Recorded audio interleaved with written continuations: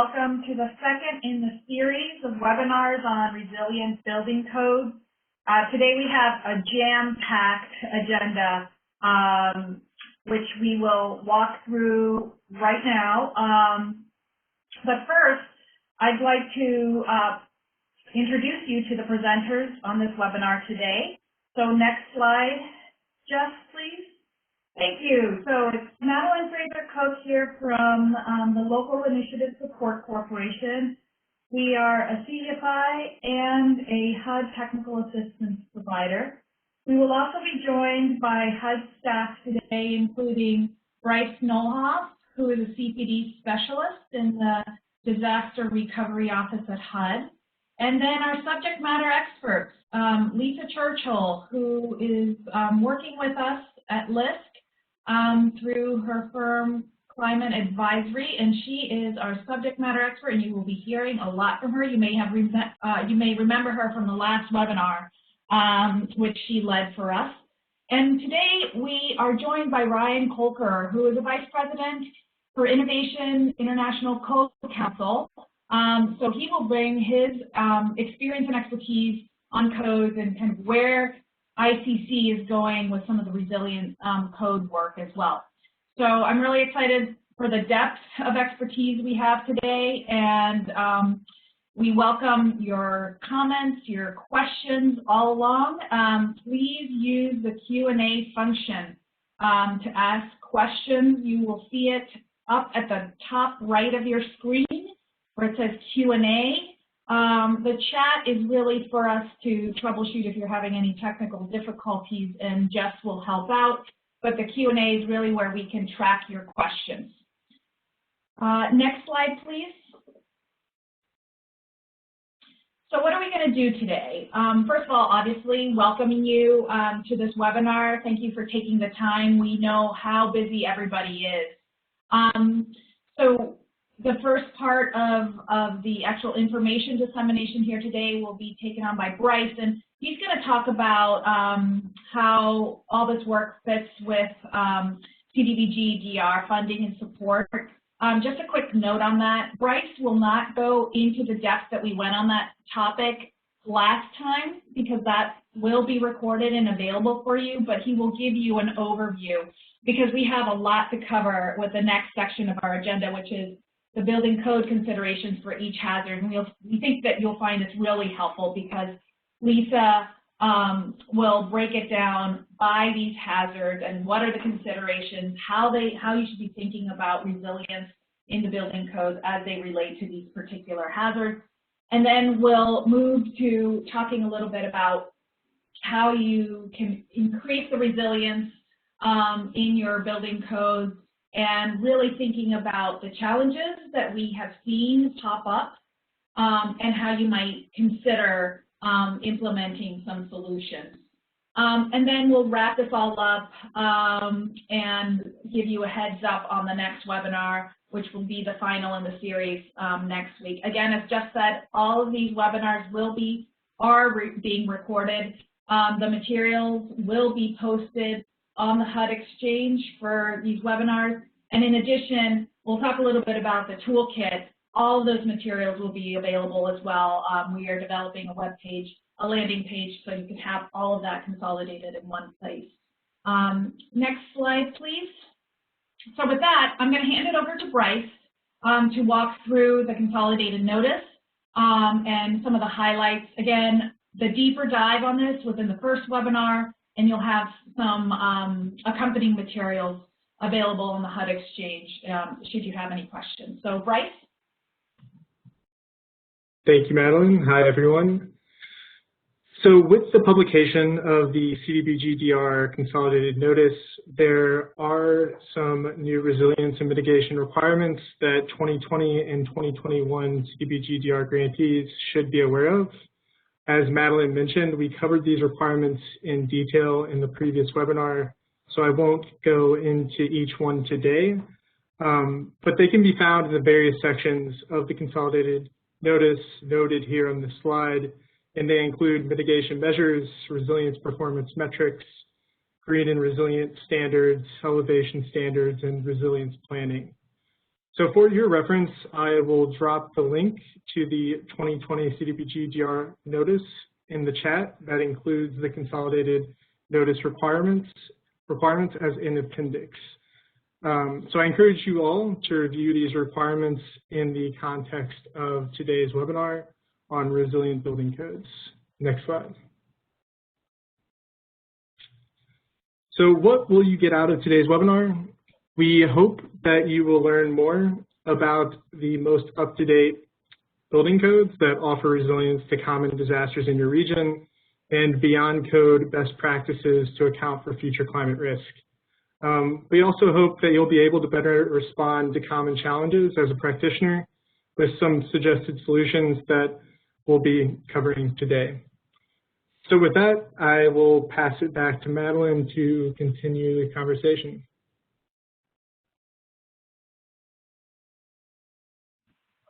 Thanks, Rick. So just the next slide, please. Thank you. So if you weren't here last time, really all of this material is based on a resilient building codes toolkit that we recently developed. The primary audience is aimed at CDBG-DR and CDBG-MIT grantees to really understand how building codes and resilient building codes fit into your overall recovery and resilience work. There are several pieces of this toolkit, and basically what we hope that you will get out of that is that you'll have some guidance on how do you make the business case for resilient building codes, especially at the local level when you're trying to figure out what to adopt and having those conversations. We'll also help out with really giving you the understanding of the local and state processes that you can expect to undertake as you're upgrading or adopting resilient building codes.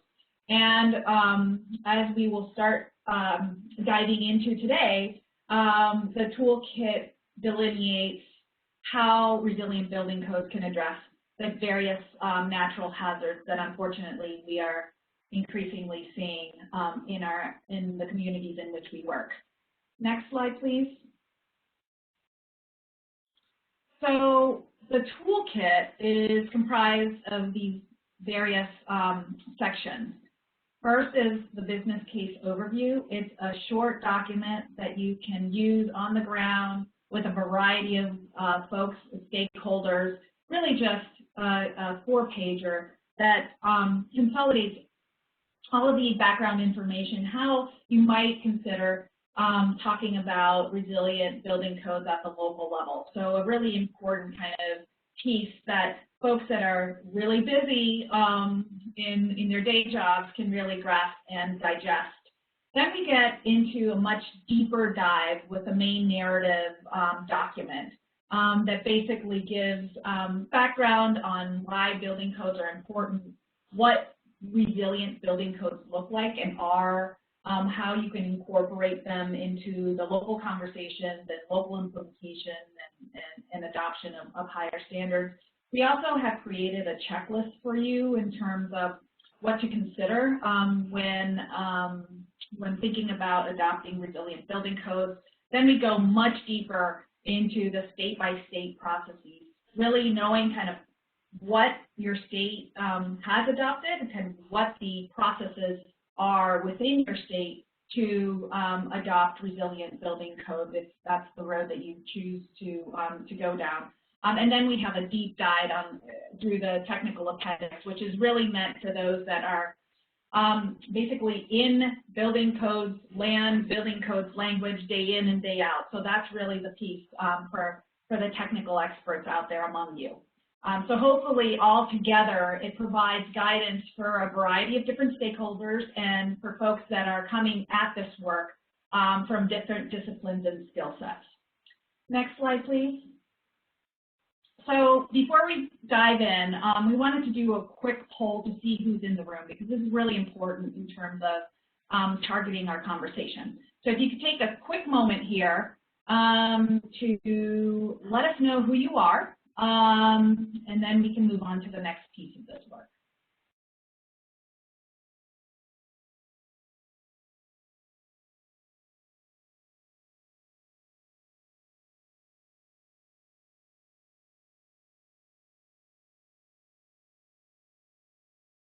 How are we doing, Jess, on the answers? What percentage are we at?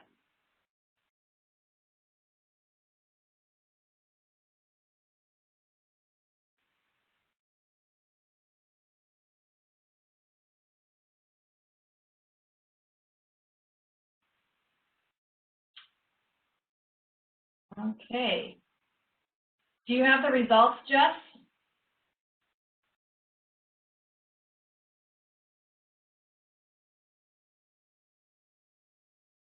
And here we are. So lots of public sector employees, lots of municipal and CDBG grantees. So a pretty good kind of hint, Lisa, as to who your audience is for today. And then we will have one more poll in the webinar, so if you didn't get to participate in this one, please try to participate in the next one. It's going to be a question of where you work, what region you're in. So with that, Jess, if we go back to the webinar, yes, and to the next slide, please. I'm going to hand it over to Lisa Churchill to get us kicked off on the practitioner's guide. So thank you, and Lisa?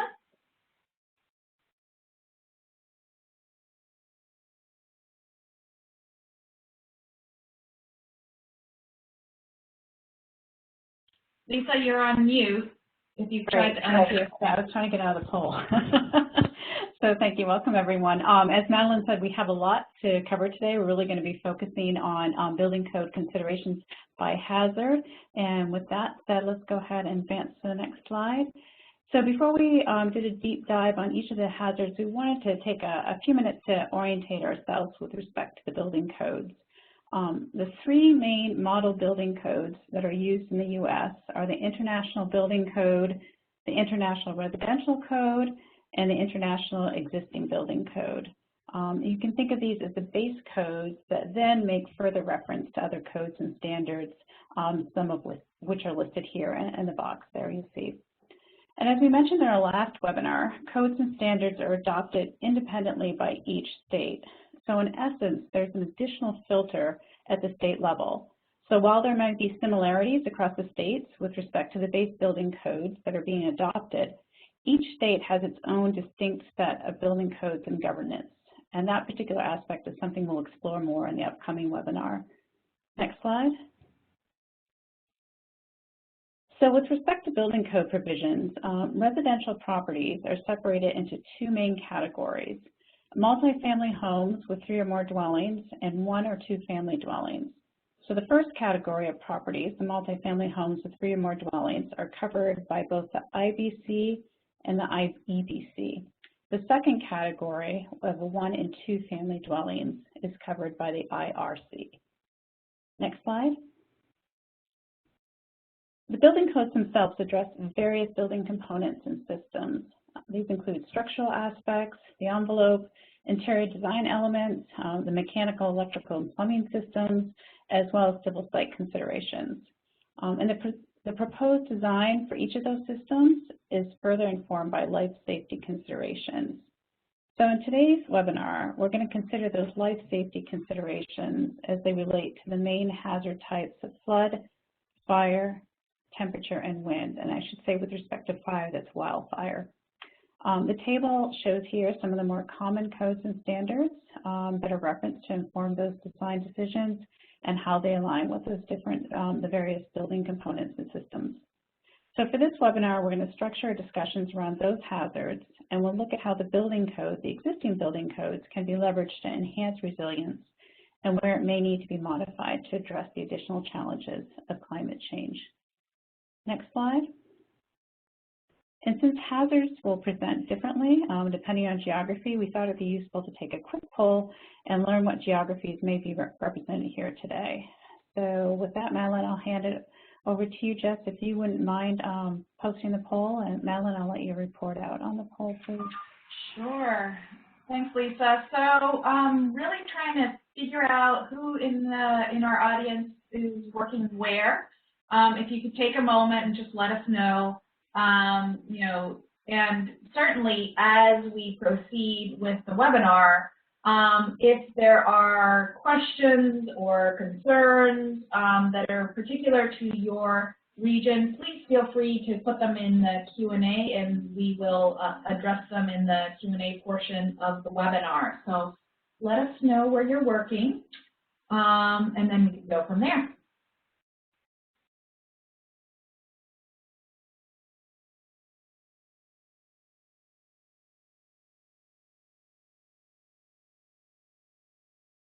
And I will leave it up to Jess to determine when the poll looks like it's ready to be closed. Okay. Now we're going to get to the results.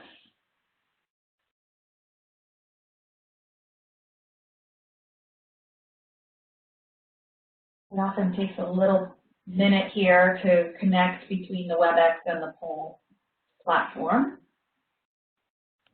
So you bear with us.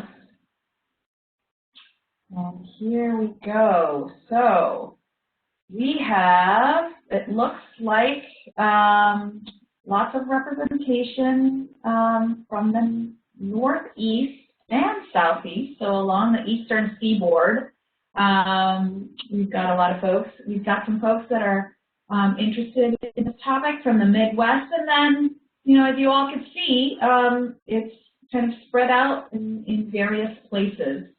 So with that, Lisa, I think that, you know, it tells you a little bit more about your audience today. So I will hand it back over to you to get us started on the hazards conversation. Great, thanks. Next slide, perfect, thanks. So let's start with wind. It turns out that winds associated with severe thunderstorms account for 50% of all storm damage in the U.S. and is more common than tornadoes. So roofs are especially prone to these events, and windborne debris is also a concern when we're thinking about building codes. Next slide. For those of you who might be interested to learn more about the expected wind speeds in your area, the American Society of Civil Engineers, ASCE, has a website that will let you look that up so you can understand what the expected wind speeds may be and then the wind design requirements based on your zip code. The link is listed here, and we'll be sharing it later in the PowerPoint. Next slide. Sometimes individuals may want to adopt more stringent design criteria, those that are beyond the minimal code requirements. An example of this is a voluntary code for wind resilience offered through the Fortified program. As we mentioned earlier, roofs are particularly prone to extreme wind events. However, there are ways to strengthen their attachments to the building itself. So the photo included here illustrates the difference between fortified roofs.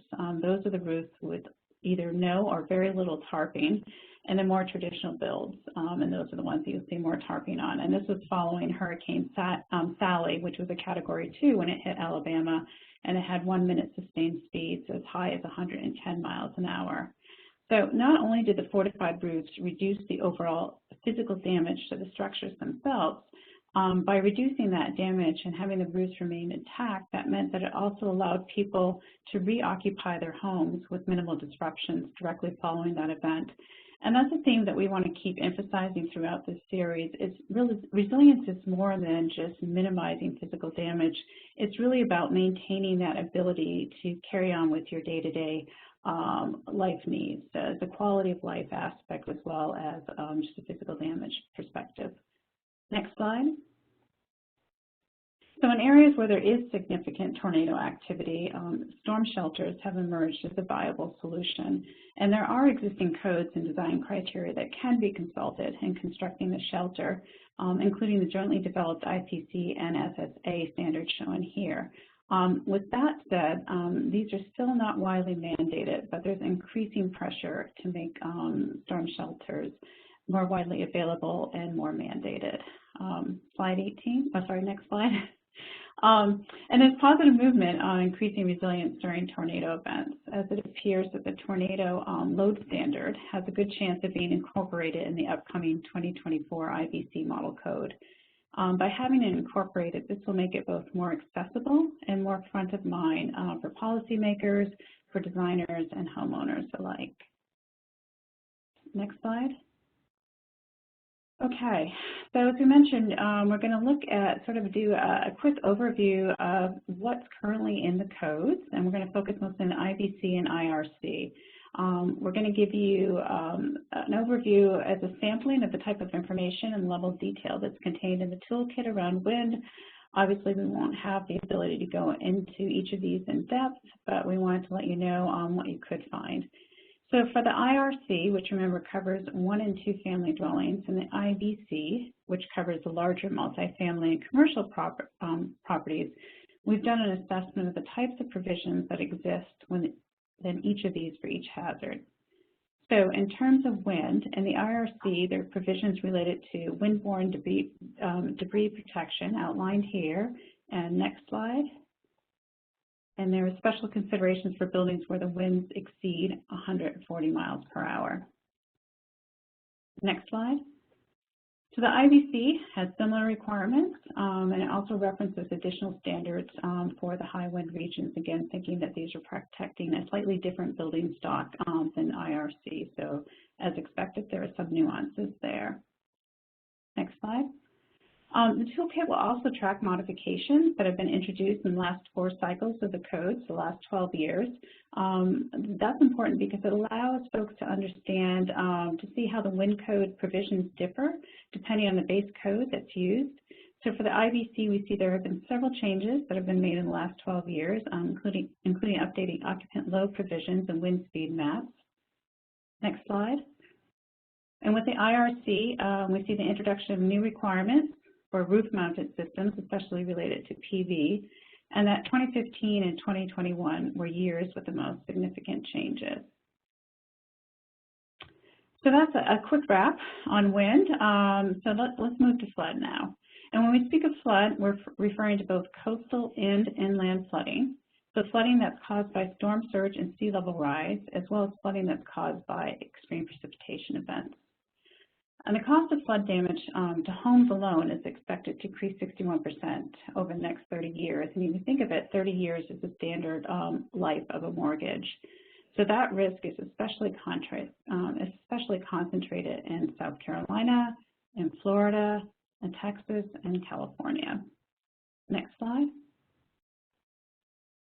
So a common challenge in determining proper flood elevations is the fact that the code often references outdated historical data to inform design.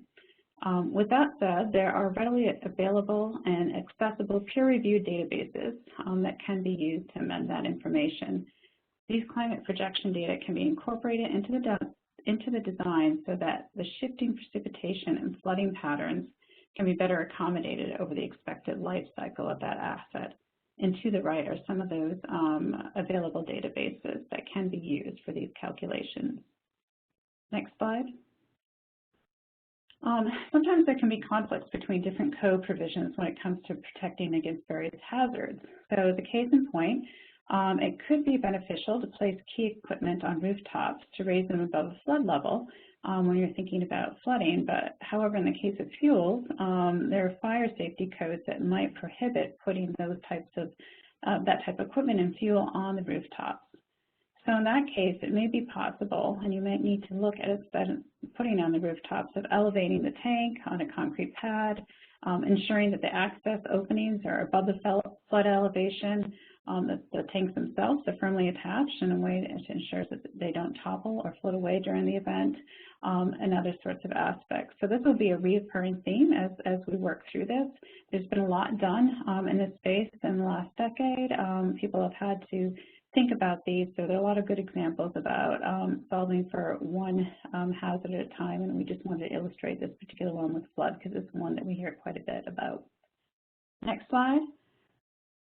Another challenge can be the potential conflict between the American with Disabilities Act, ADA, and egress codes that could present a challenge in the use of perimeter flood barriers. Accessibility codes don't apply to 1 and 2 family dwellings, which doesn't mean that they shouldn't be there as a consideration, but it does allow for more flexibility in how egress is maintained. For other buildings, accommodations can be provided to make travel over the barriers accessible, or delay installation of gates in the area until egress is completed. Some alternatives may require approval by local authorities, but again, there's been a lot done in this space and a lot of examples about how to accommodate those various needs. Next slide. Finally, it's important to recognize that building codes focus on a particular asset when sometimes a community-based approach might be more effective. So in this case, it would be beneficial to work in partnership with local boards to create zoning ordinances and overlays to address the land use and modification opportunities such as use and building footprint, which again usually fall within the planning and zoning ordinances. And so it's really working in concert with those types of tools, as well as informing on a more asset-by-asset level with the building code that will allow you to have a larger community-wide resilience. Next slide. And we already have good examples of what that partnership might look like, where zoning and building codes are jointly considered. And so we just included a few here. The work that's coming out of the city of Boston, shown on the left, as well as the work in New York City that address these very challenges. Again, thinking about it more from the macro level and then addressing the more micro needs on an asset-by-asset perspective. Next slide. And the final challenge, it could be a challenge or opportunity really that we'll cover for flood involves the hesitancy around adopting more nature-based solutions. Now, oftentimes this is because nature-based solutions are seen as newer or more experimental than traditional gray solutions, so folks are a little hesitant about adopting them. There's concerns about overall life expectancy and maintenance and operations. Luckily, there has been some significant change on that front really over the last decade, and a growing recognition that if designed correctly, nature-based solutions can actually afford a greater resilience, including a decrease in overall maintenance and operation budgets to maintain them, less costly replacements and retrofits than more traditional solutions, and then just really working more with nature than trying to re-engineer it. So it's important to note that NBS often requires working across both building codes and zoning codes. And in many ways, NBS is more closely aligned on sort of a larger macro planning zoning code place, but there are ways to work it into building codes. We know this is a particular area of focus. We want to highlight it here. There are a bunch of different resources that can be used. The report that we show here is just one of the many, but we thought it did a really good job highlighting sort of the breadth of the options, and is a good start, if you will, for people wanting to do more with NBS, both understanding what's out there, as well as some of the primary references that could help build out that business case of why. Next slide. So in terms of thinking beyond code, here are a couple of examples that will look familiar to those of you who attended the first webinar. So with respect to coastal flooding, elevated structures have been successful in withstanding both storm surge and the associated wave action.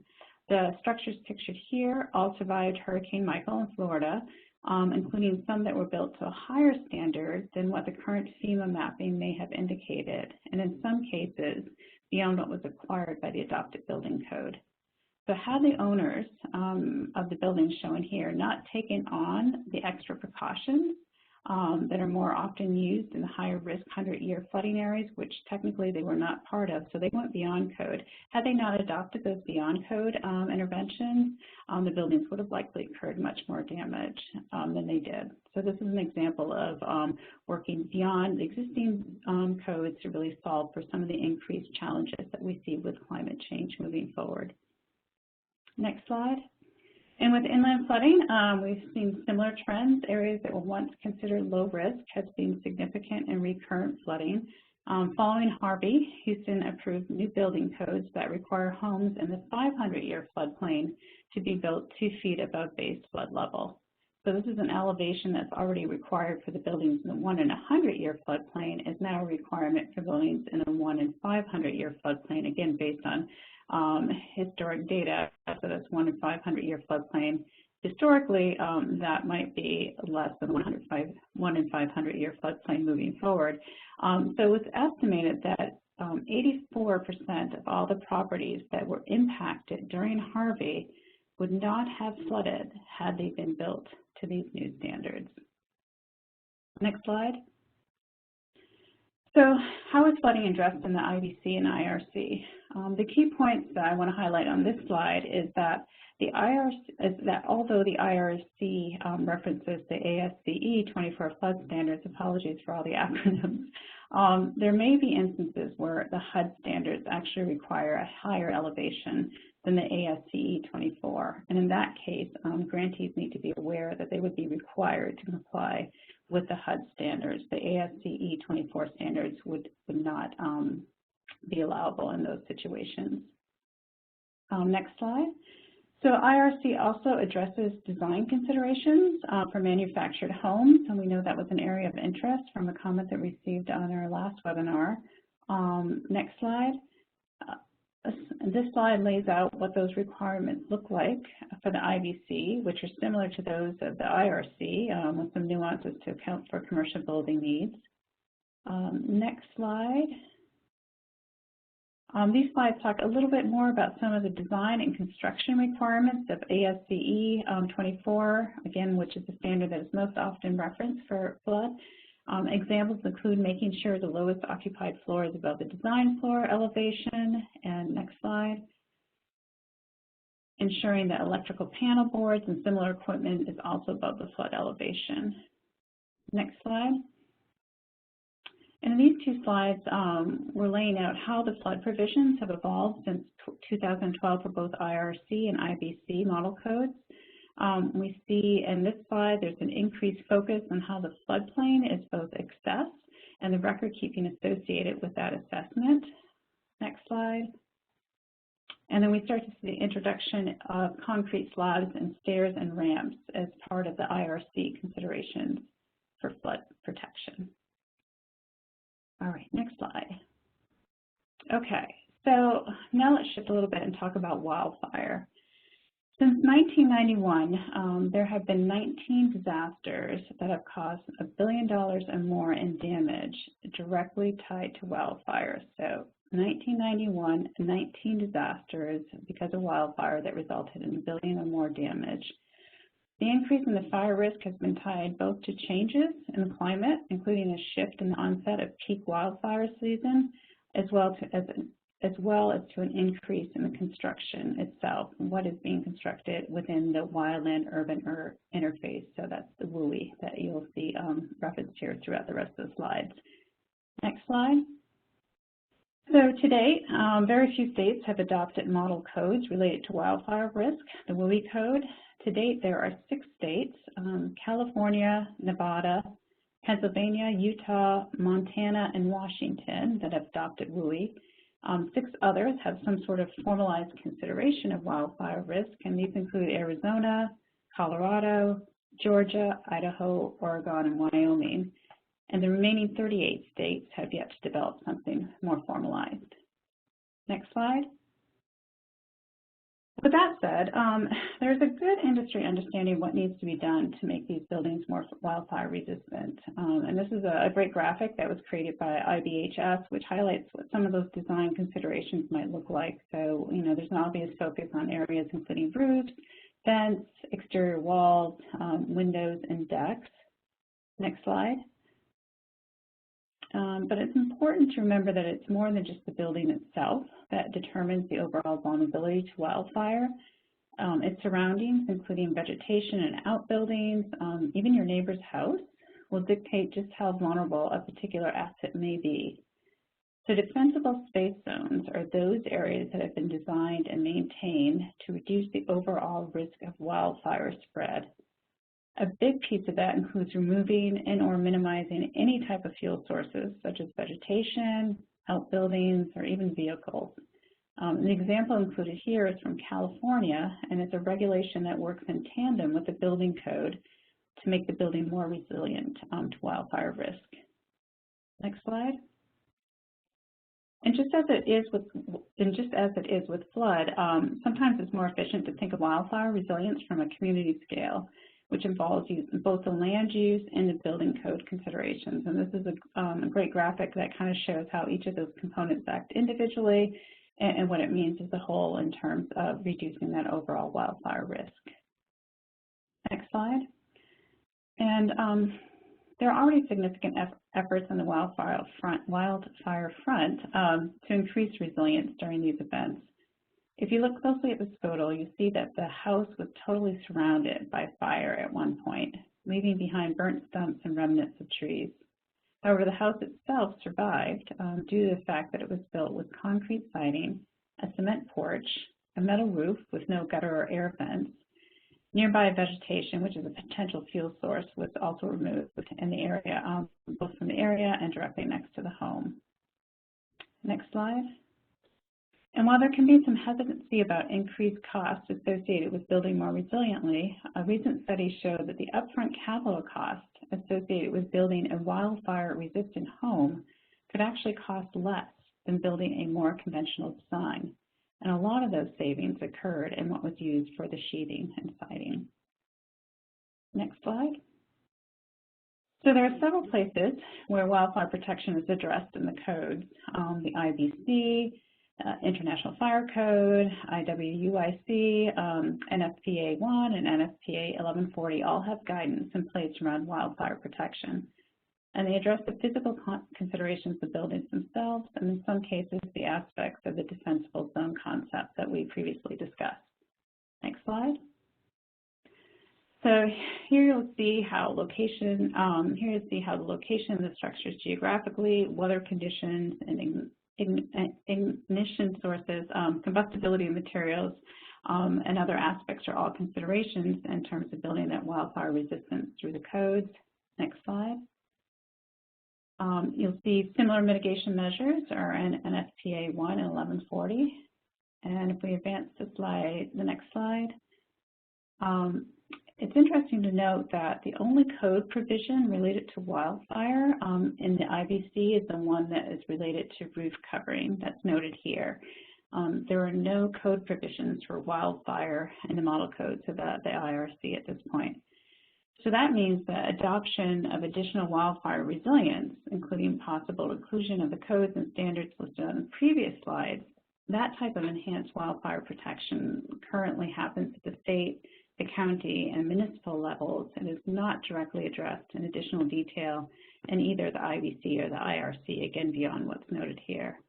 And that's just one example of the type of options that communities may want to explore in terms of increasing the resilience of their building stock. And action at the community level is the focus of our upcoming webinar, and this is just one of the areas that we'll explore in more detail then. Next slide. So we're going to close out the hazards assessments with a look at extreme temperatures. And when we speak of extreme temperatures, we often think of heat, such as the heat dome that settled across the Pacific Northwest last June, and resulted in temperatures as high as 100 degrees Fahrenheit, a 1 in 1,000 year event based on historic records. But extreme cold is also a challenge, and it's becoming more common. So we just have to think back to the long duration cold snap that hit Texas in 2021. Neither geography was adequately prepared for these events, and the building stock was likewise not designed with those possible extremes in mind. It wasn't designed to accommodate those types of fluctuations. So as climate change becomes more variable and extreme, we're going to have to think more about how to build new and retrofit existing buildings to account for these shifts. Next slide. So national climate maps based on historic averages are currently used to determine how the buildings should be designed, including the supporting electrical and mechanical systems for these heating and cooling loads. The design of the buildings reflect historic averages and rarely account for extreme temperature events, let alone the projected shifts that we'll see with climate change. This means that as the building ages, the average weather patterns are also changing. So assuming the building's design was optimized based on historic climate data, the overall resilience of that building to temperature variations could also be changing. So to say it another way, the overall habitat of the building may shift in significant ways over its lifetime. More proactive building codes can take these shifts into account and help us ensure a more resilient building stock in the midst of climate change. Next slide. So we have similar challenges here with temperature as we saw with flooding, and that is the information that is being used is based largely on historic data and doesn't really include climate projections moving forward. And again, that's an important consideration, assuming that you have a life expectancy of at least 30 to 50 years for a lot of these assets. The good news is that luckily, as with flooding, there are peer-reviewed databases that can be accessed to better inform design calculations related to heating and cooling needs, and we've listed a couple here. Next slide. And there are also various design interventions, including passive house design, choices of material that can be used to either absorb or reflect heat, how the building is sited and oriented, and proximity to cooling effects of things such as tree canopies and open natural areas. These are all options for addressing heating and cooling loads moving forward. Next slide. And as we've seen with flood and wildfire, sometimes it is more efficient to think about the solutions at a community level. So this is an example of what mitigation for extreme heat could look like at the city level. Again, it would involve the collaboration across both the zoning and the building code realms. Next slide. So codes and standards for temperature considerations are tracked in two major sources with respect to building codes. The Asce standard 90.1, which usually applies to commercial buildings, and the International Energy and Efficiency Code, IECC, which is usually adopted for residential buildings, although there can be exceptions. Temperature considerations were formally introduced by Asce in 1975 and by IECC in 2000 and have been evolving since then. Next slide. So we've highlighted the modifications to the IECC for commercial buildings as part of this work and the types of buildings, systems and components that it covers. So for example, looking at coolers and freezers, lighting needs, and in terms of what the changes have been for them during these past 12 years. Next slide. We also tracked other aspects related to equipment sizing. Again, if you think about mechanical equipment and you're having to deal with more days above a certain degree or more extreme temperatures, that's really important in terms of how you size the equipment for cooling needs. Similarly with insulation on both the heating and cooling side, and then climate zones, which climate zones to use and how those should be sourced. Next slide. And then we also see some of the extreme temperature considerations that have been addressed in the IRC related to energy efficiency and heat recovery. So that was a marathon, so thank you for your attention during that session on hazard-specific building code considerations. We're going to shift gears a bit for the remainder of this webinar. We're going to start to talk about the work that's going on to make building codes more resilient, so looking beyond just the life safety considerations.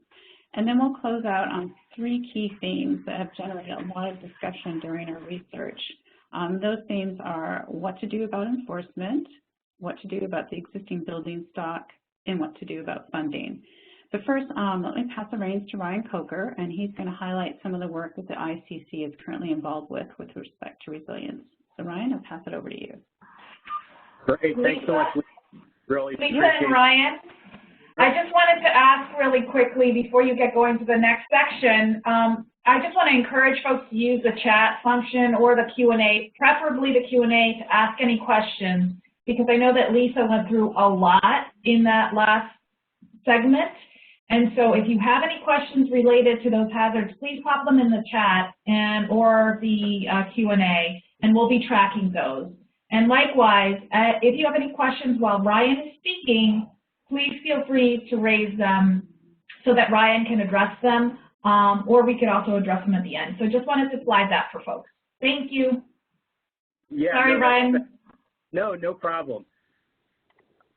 And really appreciate the opportunity to build off some of the things that Lisa presented. And even if we can't get to your questions today, if you're interested in diving in further into any of the ICC developed codes, I would direct folks to codes.iccsafe.org, and you can sort of go through any of the code provisions in a little bit more depth and sort of see what's contained there.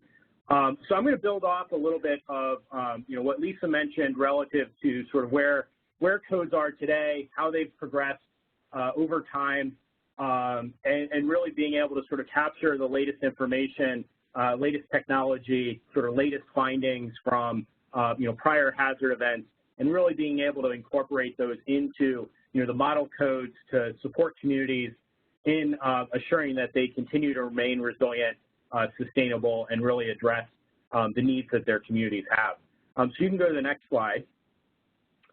So I'm going to talk a little bit about sort of so where we are today and where we are moving into the future to really address increasing resilience through the use of codes. So the model codes themselves are updated every 3 years, again, to incorporate latest research, lessons learned, new technologies, new processes that really support both, enhanced safety, but also in capturing maybe new ways to do things within the building process that support affordability. One key example of, capturing sort of that latest research and lessons learned is what Lisa presented relative to, tornado provisions, which are working their way through the development process for the 2024 international codes.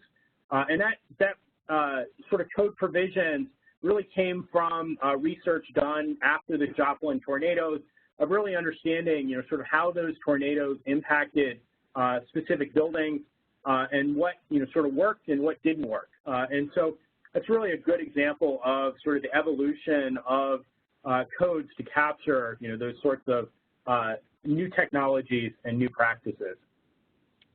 One other area that I think actually both Madeline and Lisa covered was looking beyond sort of the individual building scale to recognize some of the opportunities at a community level.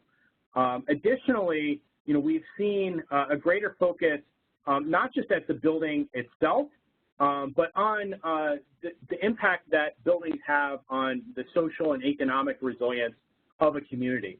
And so typically, codes have looked at life safety issues. So, really, is there an ability for a building occupant to get out of a building, in a hazard event, and assuring that, the safety of that building continues to apply.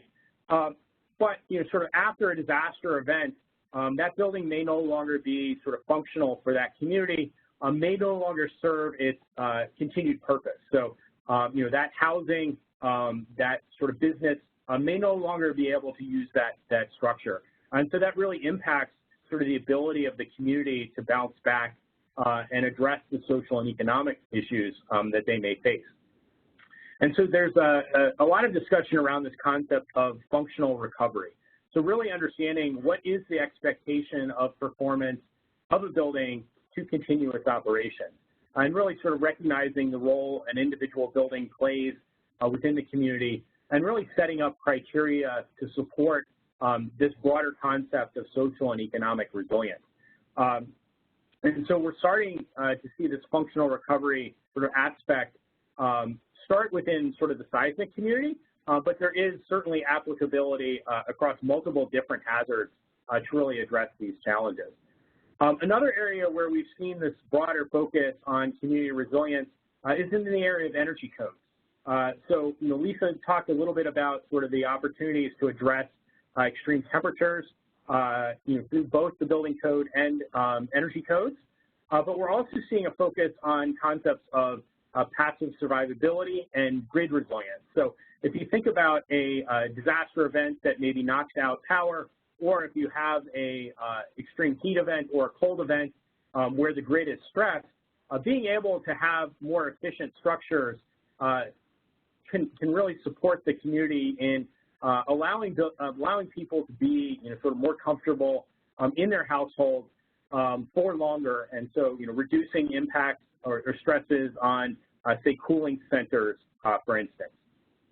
And then on the grid resilience side, certainly having more energy efficient buildings that reduce the energy demand, allows the grid to interact better, supports longer term planning on the resilience aspects of the grid itself. Some other areas that we've been really looking at to address, frankly, numerous challenges within the building industry, including abort availability and affordability of housing, some of the workforce challenges that folks may see, and some of the sustainability opportunities. We've been looking at things like off-site construction to really help support advancements in those particular areas. And so the Code Council, working with the Modular Building Institute, developed 2 new standards to really support the broader deployment of off-site construction. And so ICC standards 1200 and 1205 cover the design, fabrication, assembly, and compliance process for off-site construction. And certainly commend HUD for its increasing focus on off-site construction, including everything from manufactured housing to modular to panelized systems to really support increased addressing some of these affordability and availability challenges. You can go to the next slide. One other area that Lisa briefly touched on was really recognizing that buildings built today are going to be with us for 30, 50, even 100 years, and that the risks they will likely face over that time frame are very different than the risks that they've faced in the past. So as we see the intensity or number of disaster events increasing, events that previously were sort of not expected in particular regions grow, we need a way to be able to incorporate future-focused climate risk and climate science into codes and standards. And so we're working with numerous different organizations to really help address those challenges and assure that the model codes moving forward are able to incorporate those future-focused climate risks. So at a sort of a national level, ICC, the American Society of Civil Engineers, American Institute of Architects, Asce, and others are working with relevant federal agencies to match up the climate science with the building industry needs.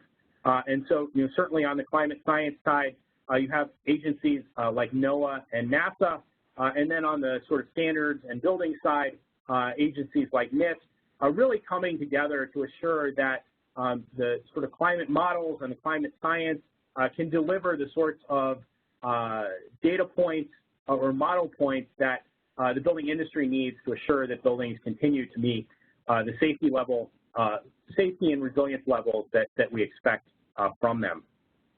We're also working on an international level to engage code development bodies in Canada, Australia, and New Zealand to really help chart a path forward to address these climate resilience needs and identify the research that is going to continue to develop to really address these particular challenges. So you can go to the next slide. So based off of that work with Canada, Australia, and New Zealand, we've really charted a path, and I'm sorry it's a little hard to see here. First step was really looking at how codes currently use climate data, and so we have that document available. The second approach was really then to look at how do we incorporate future-focused climate data in codes and standards, and so that paper is also available, both from an international perspective, but also a U.S.-specific perspective. And then taking the results from those 2 studies to develop an international resilience guideline, which really provides a framework and principles for advancing the incorporation of climate data into codes and standards. And then the final piece is taking the results of step 3 and incorporating that into the international codes. So we expect to see sort of that step 3 document available later this year in November at COP27, and then the subsequent piece will follow from that. So if folks are interested in really following sort of this process, I would encourage you to look at globalresiliency.org, where we've captured these resources, and folks can dive in and really understand sort of what the next steps are in this approach. So you can go to the next slide. And then finally, really looking at this sort of continuity or continuum from the role that building codes provide in supporting communities to this broader holistic community approach. I really like the graphic on the left, which FEMA developed really talking about sort of how, less damage to buildings, because of things like building codes really cascade into a whole variety of different benefits to the community, including, less need for recovery dollars, recovery intervention, talking about the social and organizational and economic resilience of communities, even supporting, economic development activities and those sorts of things. And so, sort of taking that broad concept, the Alliance for National and Community Resilience is really working to identify strategies that communities can use to help advance their broad resilience activities.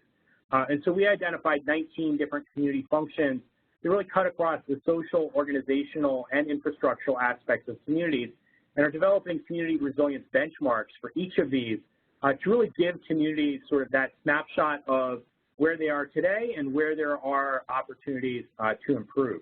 And so thus far, we've actually completed the buildings benchmark, the housing benchmark, and the water benchmark. And so really being able to get sort of those pictures of, what are the steps that communities can take to really help advance their resilience. So I think, you can go to the next slide, but I think that's it for me. Certainly appreciate, again, the opportunity to chat through some of the things that the Code Council is working on, along with others, within the sort of building codes and standards community, and certainly welcome the opportunity to talk with folks more about some of the things that the Code Council can do to help support your journey around implementation of building codes. So thanks again. Thanks so much, Ryan. I'm really excited about the resilience guidelines. So it's good to hear that that's coming out soon. So just to close this out, a few more slides. As I mentioned, there were three main themes that we kept hearing about, and the first is related to enforcement. Enforcement is really a challenge for many states and municipalities, just having the adequate capacity to ensure in the enforcement of building code compliance once the project is let.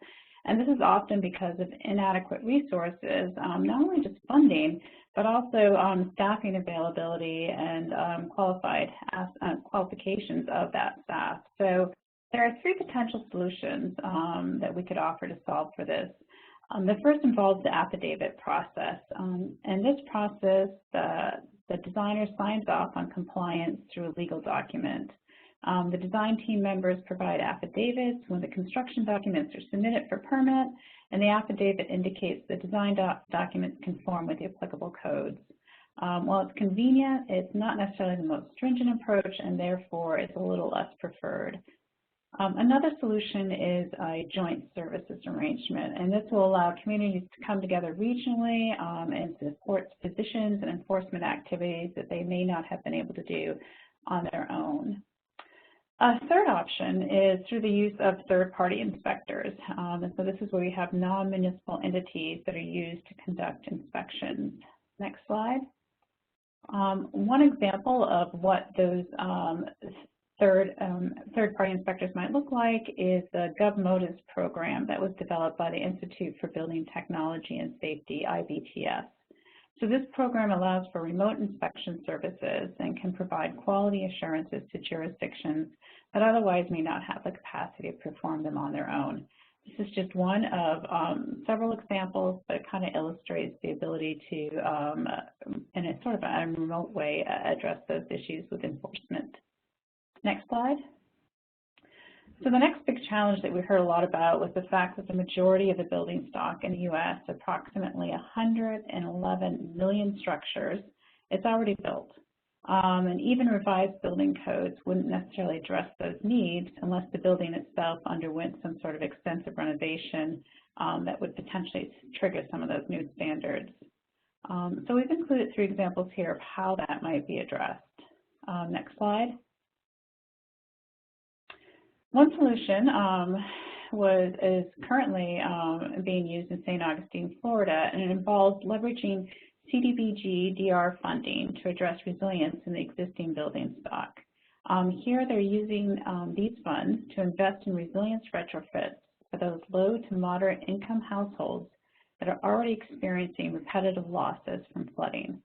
So possible uses and possible actions include the option to demolish and rebuild, to elevate the structure, or to move. So again, this is working with existing housing stock using the CDBG-DR funding to help people retrofit their buildings to make them more climate resilient. Next slide. It can be difficult to think about long-term resilience directly following a major event. However, these events can also present the rare opportunity to build back better and differently. So EPA has partnered with Smart Home America and the Gulf of Mexico Alliance to proactively identify these opportunities and make the process less cumbersome for local communities. So types of examples that they're looking at is not even necessarily building back as is at the same site, but actually taking a larger look at the community to see if there's the ability to relocate entire communities and housing complexes further inland or wherever it might be in terms of minimizing the impact from that particular hazard. So again, thinking a little bit more large scale, this would be something that involves both land use planning as well as building codes, but doing it in a proactive way so that once, if your community is hit during one of these events, there's already a toolkit in place, a roadmap about how to build back in a different way and who you can reach out for those resources. So that toolkit is in draft form at the moment, but it should be released later this year after some piloting. Next slide. And we've touched on these examples previously, but there are several instances where municipalities have used a combined approach of both land use, zoning, and local code development and enforcement to incentivize adoption of resilient building practices in both new and existing structures.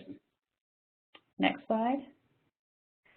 And finally, on the topic of funding, this is a subject that we're going to discuss more in the upcoming webinar, but I felt it was important to at least mention it here since it's a recurring theme. In general, there are growing sources of funding, which is good news, to support work around resilient building codes. We've highlighted just a couple of examples here, including HUD funding and FEMA funding. Next slide, please. And we'll do a deeper dive on those as well as other sources in the upcoming webinar. But again, we want to recognize that this has been a big area of concern. The good news is that there's more funding coming. And our final webinar, we'll talk a little bit more about what that looks like at the community level. So next slide, and I think, Madeline, this is where I'm going to turn it back to you to kind of summarize where we are at today's, the end of today's webinar, and maybe open it up for some Q&A. Thanks, Lisa, and thank you so much for walking us through all of that information. It's hopefully going to be helpful for some folks out there in the field as they consider what next steps they need to take if they want to adopt more resilient building codes. So in summary, today we wanted to kind of walk through what the opportunities are within the building code context to address resilience and climate change. What are the additional beyond code and best practices that owners and communities can leverage to increase resilience? We certainly walked through the hazard by hazard considerations and then hopefully captured some of the challenges you might be facing and offer some of the solutions to those challenges. We wanted to make sure that, that we address the existing buildings because they are such a high proportion of what the building stock looks like currently, and want to offer some considerations for how to address those. And then wanted to message that sometimes that best solution is to combine building codes and zoning ordinances and looking at the issue from a community scale planning perspective. So that really captures what we hoped you could get from this webinar today. Certainly the toolkit can dive deeper into all of these issues. We want to offer that you know, we have the Q&A going right now. There's some activity there in terms of the questions being answered, but please put your questions in that Q&A so that we can have this next part of our webinar start to address some of your very specific questions.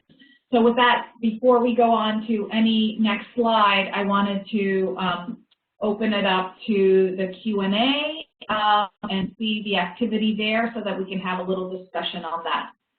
So it looks like all the questions so far in the Q&A have been answered in writing.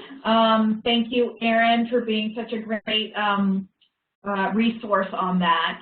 Are there any other questions out there that you all would like to include? And perhaps Erin and or Ryan, if you'd like to kind of dig a little deeper into some of the answers. Actually, Ryan, I know, Erin, you're limited to writing today, but Ryan, is there any more detail you'd like to add to the ventilation question? Because the ventilation certainly is a major concern.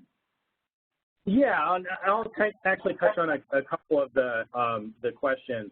The ventilation one, I know, certainly a lot of interest these days, particularly relative to COVID. There have been, ventilation requirements within the codes, including the International Residential Code and the International Mechanical Code for a long time. But we're also, working to really understand, sort of the science behind COVID and pandemics and sort of any sort of needs to update codes to address some of those lessons. So we actually have a task force of folks from the public health community, building science community, really coming together to figure out sort of what are any updates that we need to address, those particular challenges. So I think we'll see, continued updates in that space as we move forward. The other question I did want to touch on a little bit is sort of the process. And I know you're going to cover that in the next webinar, but maybe a little bit of a teaser as far as why folks, probably should attend that webinar is, the sort of update process really varies from state to state and even locality to locality. So some states, have sort of responsibility for the entire state, and some states leave it up to individual localities to make decisions around codes. And so really being able to sort of understand and navigate, how states and localities, adopt their codes, whether it's a legislative process or rulemaking process, sort of the availability of stakeholders to engage in that process, I think is really important. And so really looking forward to the next webinar to dive into that in a little more detail. But I think that's really an important, sort of area for folks to focus on as they think about sort of what are the opportunities, within their particular jurisdictions. Thanks, Ryan. And I'd like to flag that as part of the toolkit, there is that state-by-state governance material that will help you understand what is going on in your state in terms of adoption of some of the resilient building codes. So in addition to having the webinar and the discussion next week around community solutions, there's also that resource that you can check out that will be posted on the HUD Exchange. Any other questions out there that folks are anxious to ask?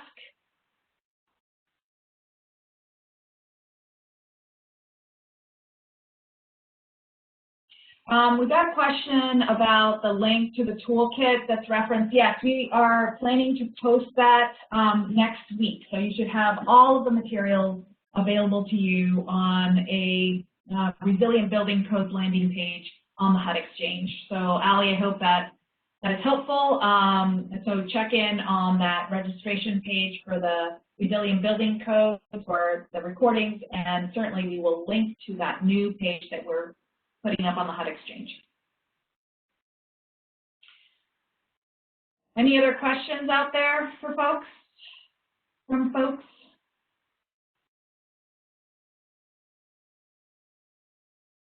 Lisa, is there anything, that, I know you covered a lot of material today, but in terms of how to approach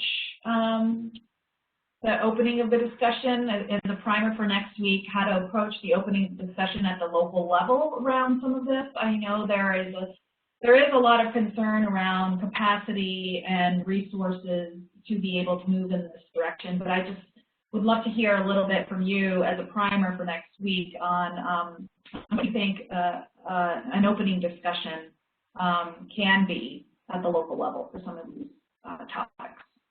Yeah, thanks. I guess I'll start off by saying when we first started this research, I think our initial focus was on the technical piece of building codes, but I think by the end of it, we all appreciated that the governance piece was probably the more difficult to solve of those two things. And as Ryan just indicated, you know, there are various levels of governance within a state in terms of, and it just processes in terms of working through that. So I think the first part is to kind of understand who has the ultimate decision making from a regulatory perspective, but then sort of who the allies might be and who some of the more hesitant parties would be, and to be sure to engage those folks that as much that might be hesitant about it than as you do with the advocates, right? Because at the end of the day, it often turns out to be more of a political than a technical discussion, and so I think that's where we draw in some of the aspects of making the making the business case from the first webinar. You know,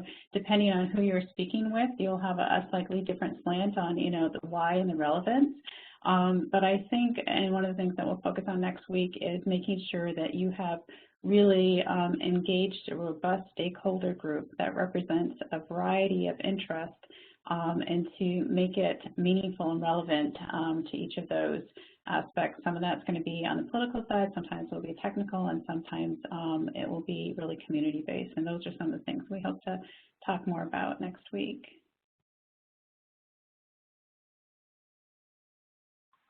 Thanks, Lisa. Another question was related to whether or not the toolkit covers retrofits for existing building stock. So I don't know if you want to touch on that a little bit. I think we did a little in the hazard review, but if you could dive into that a little bit.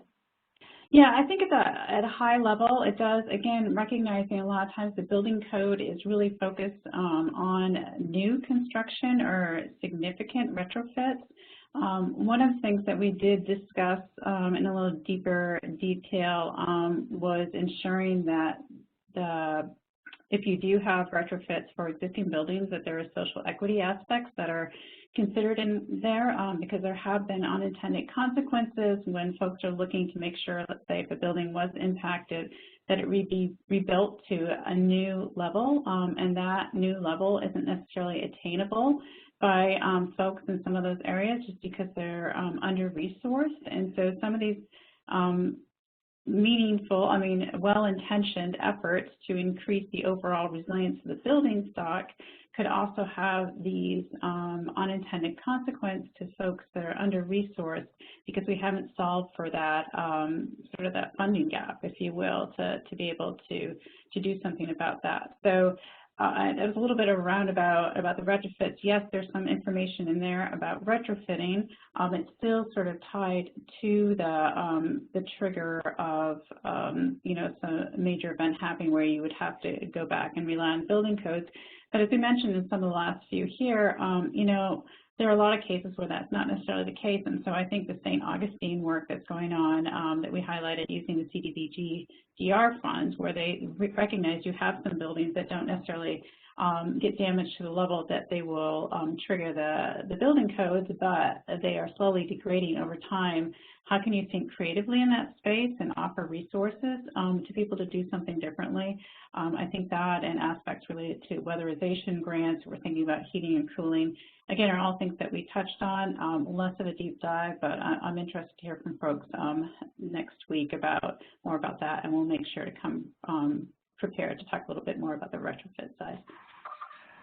Thanks, Lisa. Yeah, and I know that there was Ryan, I think, offered some additional resources there. Ryan, were you about to jump on?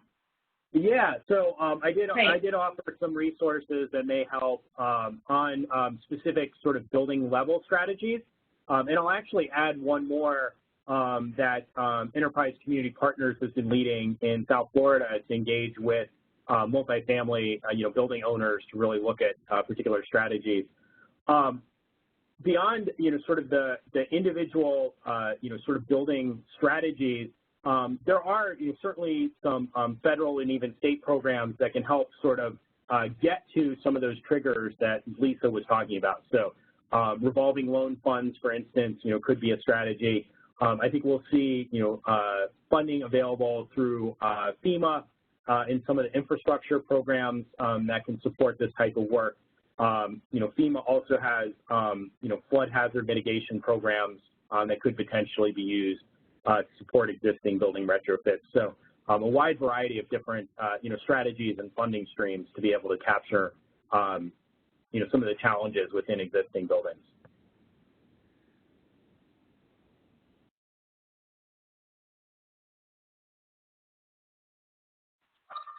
Thanks, Ryan.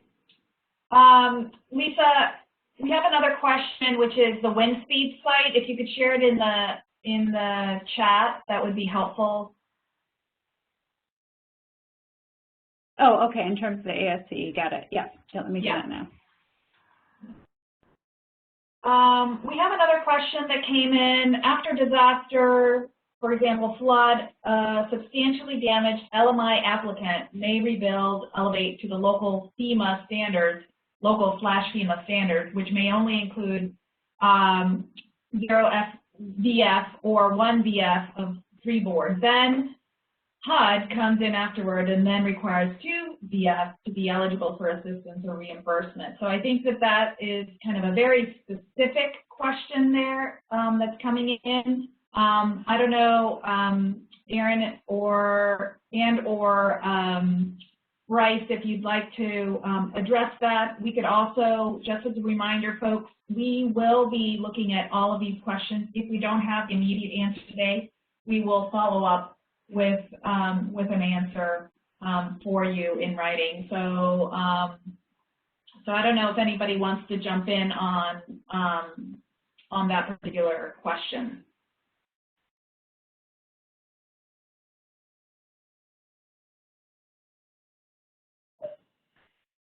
Hi, this is Jen Carpenter. I can take that one. Okay. Hi, folks. This is Jen Carpenter. I'm the Assistant Director of Policy for Disaster Recovery. And just want to jump in since this is a HUD special kind of question. So we do have requirements in our notices. So if you are using CDBG-DR funds, you do need to check your notice to see what elevation requirements we have based on the kind of activity you're funding. So for us, for new construction and reconstruction, in certain flood areas, we do have a 2 feet above base flood elevation requirement for elevation. But I just want to encourage you, I know we have different types of grantees on here, so definitely check your Federal Register and see what the rules are for the funds that you have, because they do change based on our allocations and our notices. But in this case where the HUD rule actually requires you to elevate higher than other standards, you do, if you're using HUD funds, you do have to meet the HUD requirement. We have issued waivers for this, actually just recently in our consolidated notice. So I urge you to look at that. I think if we haven't yet, we'll put the link to the consolidated notice in the chat so you can take a look. I think it was mentioned earlier on in the presentation. So please look at that specific waiver.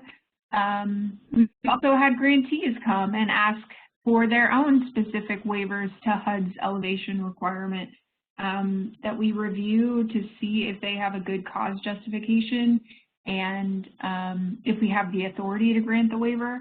So some grantees have very specific waivers to their programs as well.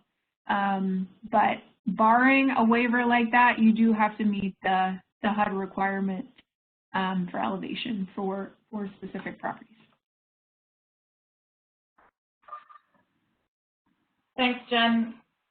We will drop the link to the consolidated notice in the chat, and we also encourage you to listen to that first webinar because we did a much deeper dive on that notice, so that hopefully that will give you more guidance But thank you, Jen, for stepping in and answering that question, which was HUD specific.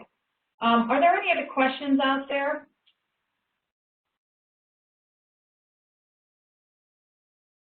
I think there's another question that's coming in that's a HUD question.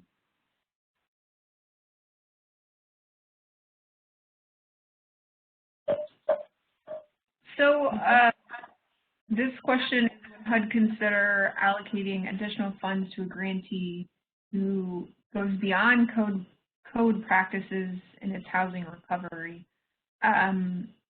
So for CDBG-DR funds or CDBG-MIT funds, those are allocated based on a formula.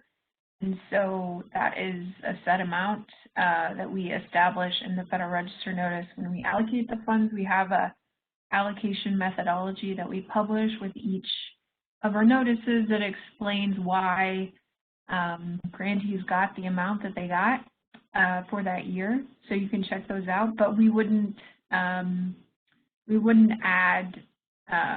additional funds based on practices that the grantee was taking, even though I would say, you know, we're funding this project. We have a lot of emphasis in our new consolidated notice, really pushing grantees to do more with the DR funding. So we definitely encourage it, and it's one of the reasons why we're doing these webinars and the toolkit to try to give some support so that these local governments have some ideas and support, you know, for getting their political leadership behind doing more, because we know it's not always easy. So.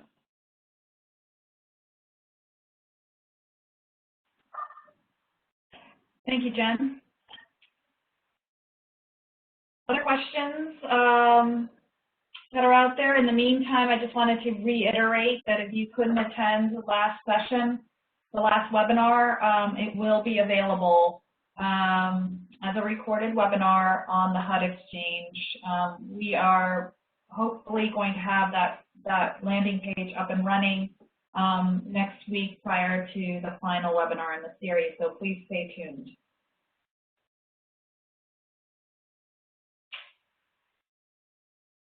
Any other burning questions out there?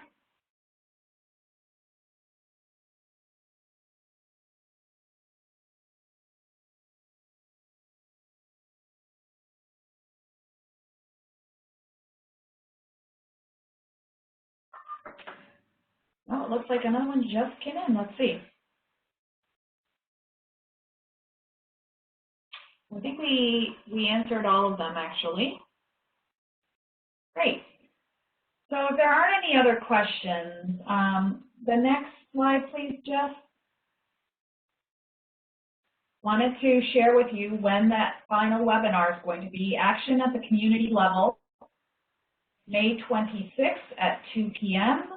The registration process is the same as the one that you used for this webinar. That webinar, as we started to discuss a little bit, will really start diving deeper into the role that you can play at the local level to address resilience in building codes. And who are the stakeholders you want to have around the table to facilitate that discussion and move towards adoption of more resilient building codes should you want to go in that direction. We also hope to make it clear about building code governance. So you really get a sense for how all these pieces from the national, state, and local level fit together and where you fit into that process and what you have to do at your state, in your state, to take your codes to the next resilient level. We want to cover a little bit kind of how the state level code adoptions influence your local actions and how you can really move to implementation at the local level, and then really be explicit and take the time to discuss how communities can enhance resilience within their building codes, and really kind of walk you through some suggestions terms of what the steps that are involved in that are going to be or can be expected to be. So a lot of information in that next webinar as well.